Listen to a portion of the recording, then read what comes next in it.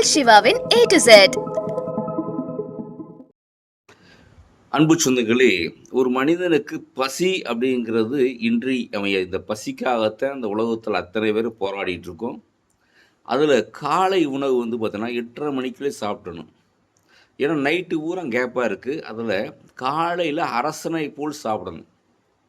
கொஞ்சோண்டு நீங்கள் வந்து பார்த்தீங்கன்னா இட்லியோ தோசையோ ஒன்று வச்சுக்கிட்டு சுற்றி வந்து அல்லது சோறு எடுத்துக்கலாம். சுற்றி பழங்கள் காய்கறிகள் வச்சு நீங்கள் முழுமையாக வயிறு முழுவதும் சாப்பிடணும்.